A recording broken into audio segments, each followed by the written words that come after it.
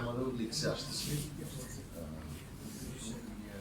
আর গণসংহতির নাকি বন্ধ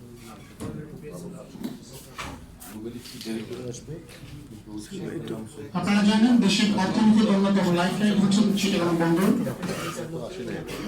চট্টগ্রাম বন্দর দিয়ে দেশের মোট আমদানি পণ্যের প্রায় 90% খরচ হয়ে থাকে এবং রপ্তানি পণ্যের প্রায় 85% পণ্য এই বন্দর দিয়ে পরিবহন হয়ে থাকে। এই বন্দরের টার্মিনালগুলোর মধ্যে এনসিটির মাধ্যমে প্রায় 44%, ডিসিটির মাধ্যমে 36%, সিসিটির মাধ্যমে 16% এবং পতেঙ্গা কন্টেইনার টার্মিনালের মাধ্যমে প্রায় 4% পণ্য পরিবহন হয়ে থাকে।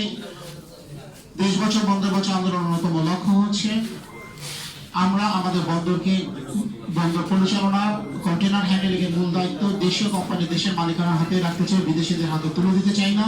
সেই লক্ষ্যকে সামনে নিয়ে আজকে এই দেশ বাঁচাও বন্দর বাঁচাও আন্দোলনে আমাদের আজকের এই কর্মসূচিতে ইতিমধ্যেই দেশ বর্ণনা ব্যক্তিবর্গ উপস্থিত হয়েছে। অল্প কিছুক্ষণের মধ্যেই আমরা